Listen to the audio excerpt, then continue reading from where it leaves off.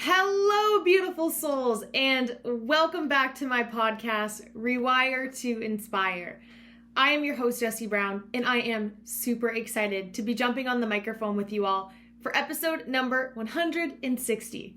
If you missed my last episode, number 159, I shared with you guys all about one exercise that could quite literally change your life and really was the kickstart of changing my life and transforming into a brighter, better future from my perspective. And so I know that that is a bold statement to make. However, the fundamentals of that exercise is that you're able to view the things that are no longer in alignment and then take action accordingly and get those things out of your life that are not serving you. And so if you have not checked out that episode, I definitely encourage you to. For today's episode, number 160, you guys, this is a topic that I'm very excited about. This is something that I think will land with everybody, which is, again, a broad statement to make, but I think it's going to land with everybody because we've all heard this saying, live today like it's your last day. And today, I want to talk about the pros and cons of that statement. We've all heard the quote. We've heard the song, live today like it's your last day. This quote is very powerful. The saying is very powerful, contextually. However, it can also be very detrimental. It can be detrimental depending on how far of an extreme you take it to, just like anything in life. And I thought it would be kind of cool and fun and exciting to talk about the pros and cons of this statement. I wanted to start off by sharing a story with you all of how I used to heavily live from this framework and how it actually was starting to set me backwards. And it actually, in a lot of ways, made me not enjoy life to the biggest degree that I could have been. And so thinking back a couple of years, and again, I'm trying not to be so hard on my past self. As I've been reflecting back on my past self, and if you follow me on Instagram, you might have heard me share that I did some digging into my old Snapchat, and I was looking through old videos, and I was just like, whoa, I don't recognize her. And that's always a scary feeling when you don't recognize yourself. And there's just such a contrast between how I used to act when I was 18, 19, 20, 21 versus now. And I'm only 24 now, but that contrast is just so big. And it was just such a mirror for me.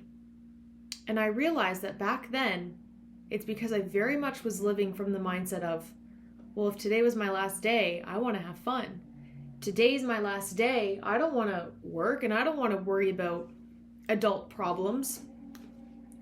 And as much as, yes, I need to be gentle on myself and these things are going to ebb and flow, and we're in our early 20s, like that is when we are supposed to get these things out of our system. We're discovering the world, we're growing up, we're feeling what it's like to be an adult for the first time. However, I had really overswung that pendulum.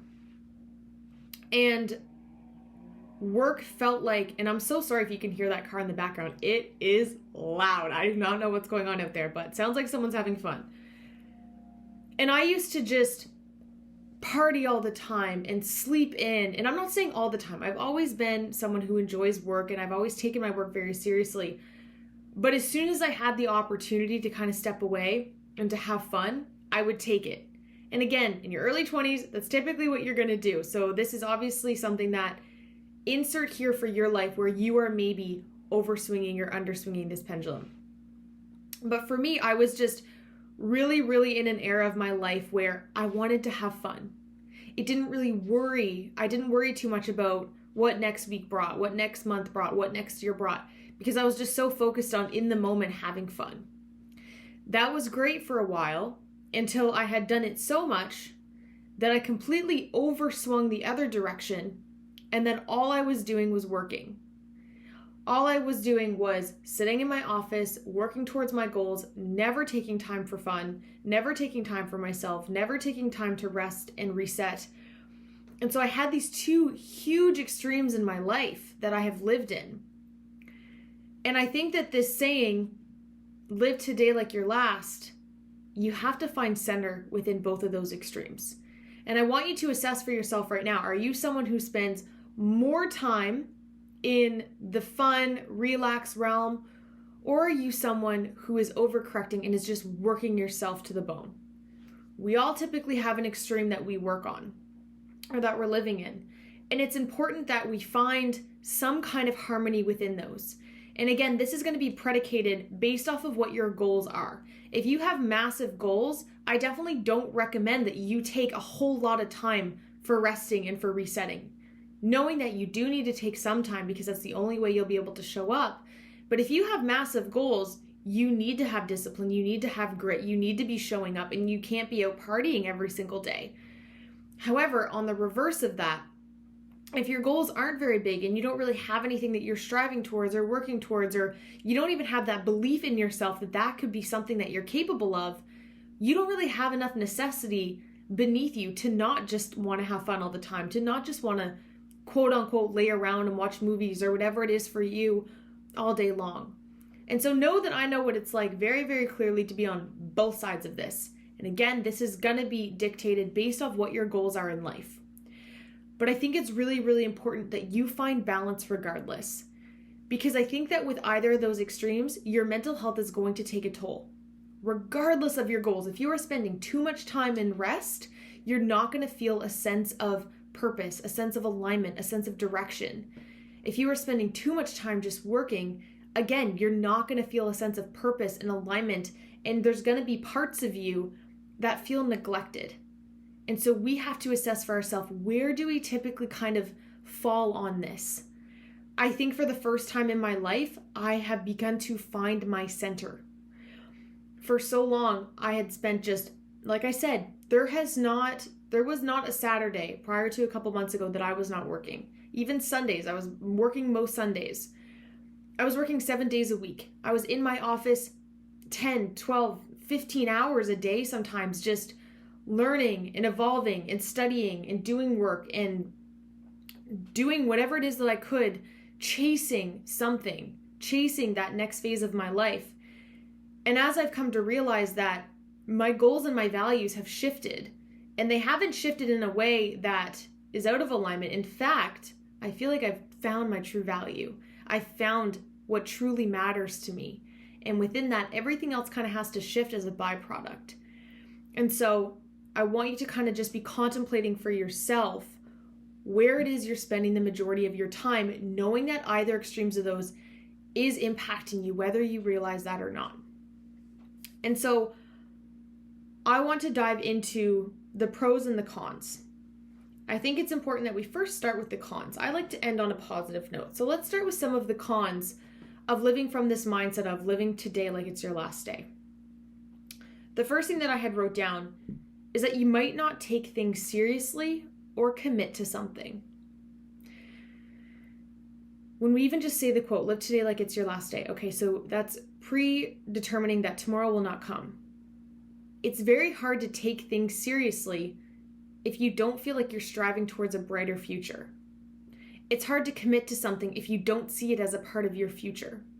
We've all experienced this in some way, shape, or form, whether it's a job, whether it's a relationship, a friendship, an investment in something. If we don't see it as a part of our future, we're less likely to commit with our time and energy. Because if we don't feel like it's going to be worth it, why would we commit to it in the first place? And so I think that that's a huge con of having that mindset, because if you're not willing to commit to anything, you really won't see any kind of results. And this does not just have to be monetary results. This could just be in a relationship. If you do not feel like a relationship is going to be a part of your life for the rest of your life, why would you take it seriously and why would you fully commit to it? You wouldn't. That's the whole point. So that, I truly believe, is a con of living like today is your last day, is that you're not going to take things as seriously or commit to them.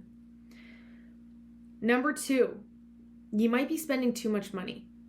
I see this one all the time. And again, how you spend your money is up to you. How I spend my money is up to me. However, at the end of the day, if you are not viewing and understanding the effects of the compound effect and how every time you spend money, a part of you in the future is taking a hit, and you do not view it in that way and from that mindset, you will likely overspend. Yes, it's important that we enjoy life and we buy things that we love and get ourselves things that we enjoy. However, again, are you overspending? Are you overspending because you're not thinking about your future self, knowing in advance that it is going to make an impact? This is something that has largely shifted in my consciousness in the last year, because before that, I was okay blowing my whole paycheck. I was okay living, paycheck to paycheck and just like, whatever, it doesn't matter. Now I'm so conscious of my future self of, will she thank me more for buying this thing or for just saving my money? Will she thank me more for working towards paying off debt or going and buying something that I don't need?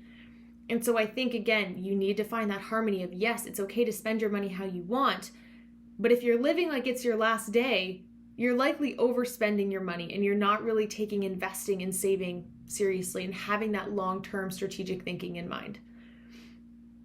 Number 3 that I wrote down as a con. Oh my gosh, this one hits heavy and definitely something that resonated with me a couple years ago. That is drinking and eating like garbage. Again, all of these things are predicated on realizing the effects that things have on you long term. Understanding that day by day things compound and will inevitably catch up with us in the future. But if we are just living for short-term pleasure in the moment, that day-by-day basis, and we are not recognizing the impact these things have on our lives, we will likely not be showing up accordingly. And so if you are not thinking in advance of how something you are consuming into your body is going to affect you in the future, you will likely always choose the thing that brings you pleasure, that is more fun. I know that it's hard sometimes because I've mentioned several times on my podcast, we are wired to seek pleasure. That releases those feel-good hormones. We like to feel those feelings. As humans, we don't want to choose the harder route, the more boring route. But knowing that if we choose the things all the time that are easy, that make us feel good, a part of us in the future is going to take a toll from that. And also knowing that if we do all of these things, we might not even live as long as we could if we optimized in the present. And so you can really see how all these things have this ebb and flow of effects. Yes, it's okay to treat yourself sometimes. Yes, it's okay to eat bad sometimes. But it's when we have that mindset of, well, the future doesn't matter. Today, like, I just want to feel good today. Inevitably, that's going to catch up to you. And we can't be, what's the word I'm thinking of? We can't be, I hate that when you can't think of a word, naive. You can't be naive in thinking that it's not going to affect you and that it isn't affecting you. The 4th one that I wrote down, you'll likely stop growing and healing. Again, if we are focused solely on today, why would we invest the time to heal ourselves and to grow and to pour into ourselves? Number 5 that I wrote down that I think 5 and 6 really tie nicely into this one is losing momentum and not maximizing your personal potential and life's potential. If we are solely focused on living today like it's our last day, it's almost impossible to build momentum, because if you are not thinking ahead and working backwards, what is it that you are working towards? You cannot build momentum towards something that you have not predetermined in advance that you are seeking. But when we have that mindset of just day to day, it doesn't allow us to think ahead of what our future self might need, how the actions that we're doing today are dictating the future that we are going to live and that we are setting ourselves up for. If we are not setting ourselves up accordingly, again, our future is going to wish that we had done things different in the present. The whole goal of this episode is for us to realize that our present matters just as much as it does to be able to enjoy the present moment. And so what I mean by that is, yes, it's okay theoretically to, and I'm going to get into some pros of this sentence in a minute, to enjoy our day-to-day basis, but knowing that inevitably if that is overswung, there is so many cons that you will likely not see on a day-to-day basis, but you will see year by year as they compound and as they catch up to you. And I think that it's really important that we don't ignore those things and we shed light on them, of knowing that we can get ahead of them if we choose to just shift a little bit how we're showing up in the present moment. Now let's shift into some pros of living like it's your last day. The first thing that I wrote down is gratitude and recognition for how blessed you are. If you're able to wake up and find gratitude each and every day for being able to live another day, being able to just be grateful that you woke up another day, and like today could be your last, it allows you to just find gratitude all around you for all the things that you have. I think that when we get so far focused on the future or on the past and we're not living like today's our last day, we can really take it for granted. And so I think that having that mindset is something I do tell myself as far as a mental note of, Jess, today could be your last day here. How do you want to treat other people? How do you want to treat yourself? How would you want to be remembered? And then it just allows me to lean into gratitude. And so I think for a lot of the pros, it's very much like heart-centered stuff. And a lot of the cons are more physical things that we are doing. That very nicely ties into the second pro that I wrote down is permission to be happy and to feel alive. There are days, and we are going to have good days, quote unquote, and we are going to have harder days. But on those harder days, I like to remind myself, people have passed away today. People took their last breath today. And you're still here. Your heart is still beating. Your mind is still thinking. Your lungs are still pumping. You're still here. Are the issues that you are feeling really worth dumping a whole day down the drain? And it just reminds me to be mindful for a moment of all that I have and how grateful that I am.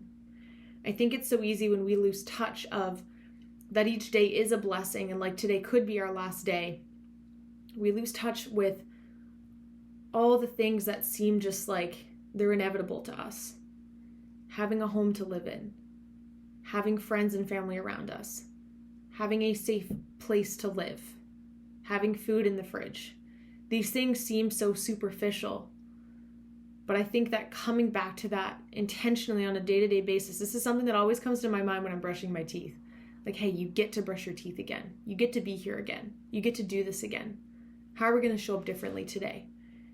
Knowing that, yes, again, it's important that we honor our emotions, and when we have hard days and we have lower days, we're supposed to, but they do not make it less of a beautiful life than our good days. I've chosen to view harder days not as a write-off and like, oh, that was a bad day. No, you just had bigger emotions and bigger needs that day. It doesn't make it a bad day. It doesn't make it a bad life. We've associated negative emotions as being negative, as being bad. They're all just emotions. They're all just an ebb and flow of life trying to teach you and tell you something about yourself. And so that is the second pro. The third one that I wrote down is, again, very similar. It allows you to find the beauty in life. It allows you to look around you for a second and just take a moment and be like, wow, look at all these things around me. When's the last time you just stopped and noticed? Stopped and noticed all the things around you. Even just driving to work, we can get so stressed out. We get so focused on, oh, I'm late, oh, my boss, oh, my coworker, oh, this task, oh, this blah, blah, blah. And we get ourselves so stressed out and overwhelmed and like, hello, guilty, very guilty of this. I'm not saying that I don't do these things. Let this just be a reminder to notice when that happens and how much time you're investing in that negative spiral.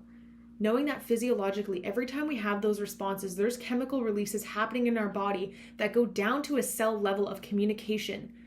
And when we have that negative biochemistry within our body begins to operate as such. That is down to our DNA, what it begins to recognize as a part of our body. Whenever you notice someone who is like glowing, that's because there's a part of them that truly is wired different. They are brighter because a part of them is wired differently, but we can all get to that place. But I think that we can only get to that place when we are very conscious and mindful of how we speak to ourselves, how we speak to others, and how we just show up. What energy are you bringing?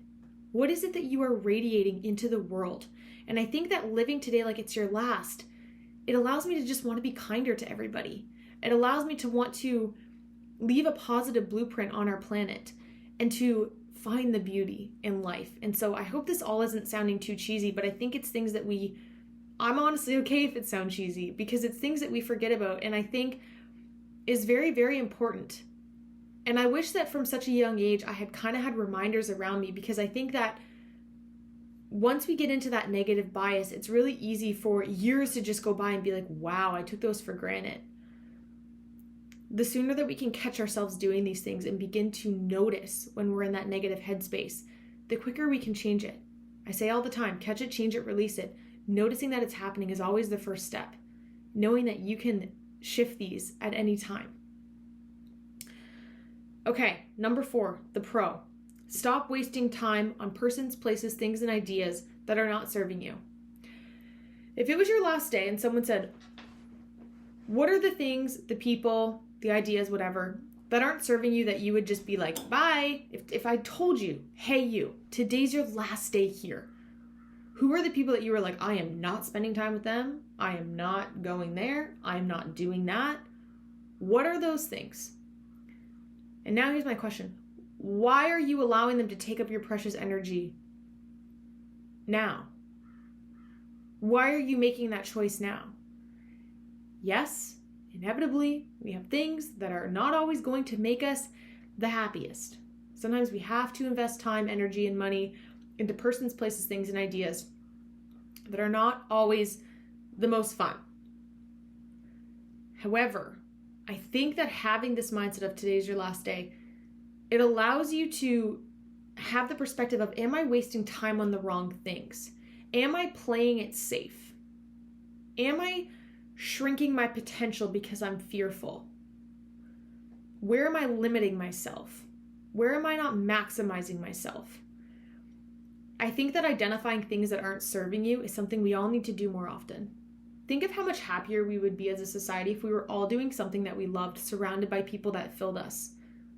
But I don't think that that can happen. I know that that can't happen until we go within for ourselves first. Until we heal ourselves first, we can't really expect that to radiate on an external basis. And so I encourage you to pose yourself the question, what are the persons, places, things, and ideas that you are investing time, energy, and money into that are not serving you? And then ask yourself why that is. Is it because it's a job? Is it because you feel obligated? What is it that you feel? Is it scarcity? Is it fear that's driving you? Identify what that is, and then honestly, my advice, remove yourself.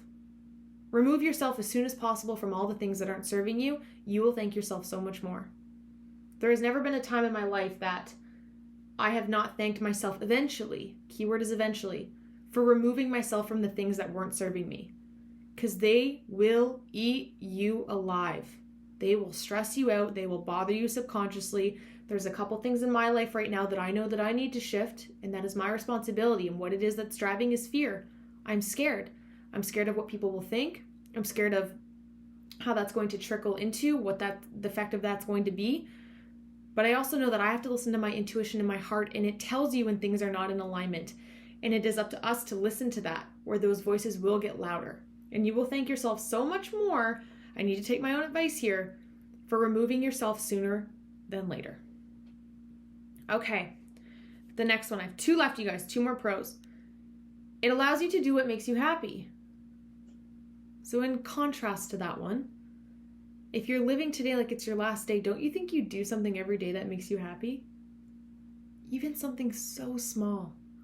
You guys, I spent 10 minutes before jumping on the podcast today, and every single morning I like to pull a love yourself card. It's like a positive affirmation card. And then today I decided I wanted to do a little tarot reading for myself. This is something that I do probably once a week, and it's just something that I love to do. And it takes such little amounts of time. But it's so easy to skip by those things that make us happy because we rush into doing everything else. We neglect it. We put it aside. I decided to write it down as a part of my to-do list because it's like, you know what? It's a non-negotiable to do something that makes me happy today. Even if it doesn't seem like it's an investment into bettering my day, inevitably it is if it makes me happy and pours my cup and allows me to show up better. My energy is different since I did that this morning. That's because I took time for me. I took time this morning to go for a beautiful run. Something that I really did not want to do, but I am so dang grateful and proud of myself now that I did it. What are the things in your life that you can do and begin to shift that make you happy on a day-to-day basis, knowing that we deserve to be happy every day. You deserve to invest time every single day into something that makes you happy. Again, don't overswing this and invest hours into just doing super fun things, but finding capacity every single day, I think, needs to be a non-negotiable in all of our lives. We're spending too much time doing things that aren't serving us and wondering why we're all feeling so depressed and depleted. It's because we're not doing things that are in alignment and that make us feel good. We need to recharge our battery and explore the things and try new things that make life so worth it. God, this is so cheesy and I love it so much. I love this stuff so much. It makes my heart very, very happy. Okay, the last pro. It allows you to stop stressing about the small things. I have been so mindful in the last 2 weeks of being like, okay, Jessie, how much time are you spending stressing about shit that just does not matter? It doesn't matter. How much time? I am trying to allow myself time in the morning and time at night to allow my brain to spiral on the things that just don't matter. Instead of allowing it to run throughout my whole day, I give myself that section of time. Because we will spend hours, days, weeks, years, life stressing about small stuff that does not matter in the grand scheme of things. We all do this. It could be such little things, from the way somebody looked at you at the gym to the way someone phrased an email to somebody cutting you off in traffic. We allow little things to pick away at us. And it's typically a sign, depending on how long you're investing in these things, it's typically a sign of underlying stress that is kind of accumulating, because the more time you're spending on these little things, it's likely because there's a lot of stuff beneath the surface that is boiling up. But if you're spending a lot of time stressing about little things, those little things compound into bigger things, and then those bigger things compound into how we show up, how we are. And so I want you to just notice, what are those small things that maybe are compounding more than you realize, and recognize that they are impacting you. They're impacting your vibration. They're impacting how you're showing up. They're impacting your vibe. And again, that word that I couldn't think of, we would be naive to think that they aren't. And knowing that it's okay for little things to bother us. It's okay for us to stress about little things for a little bit and to kind of, vent about it, express about it, find a safe person to get it off your chest to.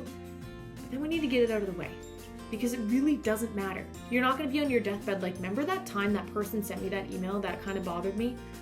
That's not what you're going to be thinking about. Yet we spend so much of our brain power and our capacity worrying about these things that just don't matter. They don't. So that is all I have for you guys.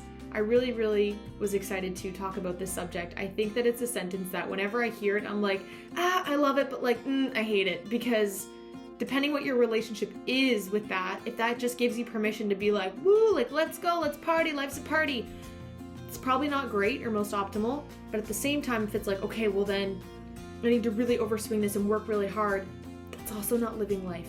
You gotta find harmony for yourself within this and really scale for you how you want to show up within each of these pros and cons. So thank you guys so much. I hope your guys' September is off to an amazing start. I cannot believe when this comes out, we are going to be halfway through September. I actually can't believe that. It just seems ridiculous how fast time is going. So I think, if anything, this subject lands more than ever of just taking intentional time to pause, to halt, to recognize, and to find gratitude, and to recognize if you are overswinging or underswinging that pendulum. So thank you guys so much as always. I look forward to chatting with you all next week. Bye, you guys.